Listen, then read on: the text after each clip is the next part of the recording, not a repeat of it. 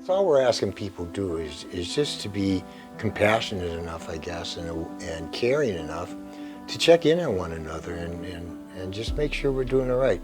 This is a tough business. Life is a tough business. But then life in the military adds on to that.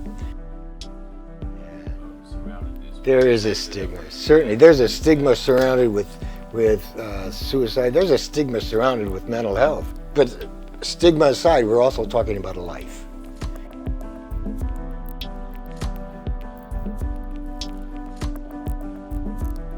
A lot of times mental health can manifest in kind of somatic or physical symptoms.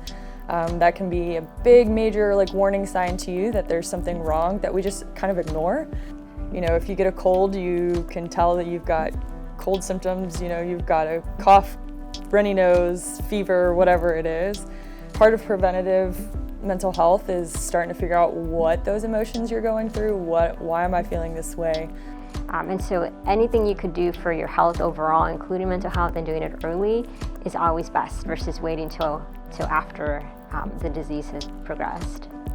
To be able to reach out to a friend and to encourage a friend to get help when they need it is the biggest gift that you can give somebody. And so, you know, just to maintain awareness for each other and also for ourselves. I think we have to find a way to be there for one another, that when someone starts talking seriously about hurting themselves or others, we need to take it seriously. Knowing that we're not all trained clinicians, and so no one's asking anyone to immediately intervene, but to help them find someone, a professional, who can intervene. This is what we exist to do. Like your COs, the captains and admirals, they literally pay us to be in the space where sailors can find care, where they aren't stressed, where they can decompress. So the level of confidentiality that you have when you talk to a chaplain is unlike any other provider. So when I say confidentiality, I mean 100% no exceptions. Kind of wraparound services that'll take care of mental health issues, take care if there's something going on with the family, if there are financial issues, financial pressures going on, relationship pressures going on. But then really where we can come in is where the person's in the quote red. So there's problems with family, relationships, there's a noticeable decline in functioning.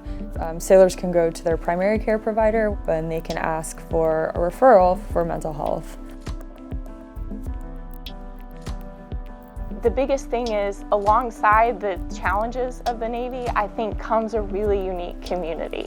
And so what we have to do with that community is make sure that we're taking care of each other. And so it's not always just what someone says. Someone begins to isolate themselves. They're not showing up at the parties anymore. They're not, or when they are, they tend to be alone, yeah? And it's something off, it's something different. Those are times, I think, when it's really important for us as friends and fellow service persons, to approach them and say, hey, Joe, are you doing okay? So what we should be shooting for is developing community in our workspaces, in our units, wherever it is, so that people can actually open up about what's going on in their life. A lot of times we just forget that sailors have other lives, right? And people forget that we can't do this alone. None of us do it. We all need to walk with someone every once in a while. That's what our brother and sisterhood is about.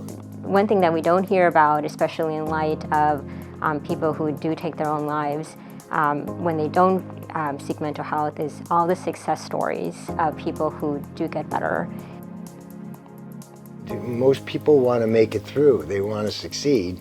And really all it is that sometimes we need someone to walk with us a little way until we're back on our feet and ready for the job again.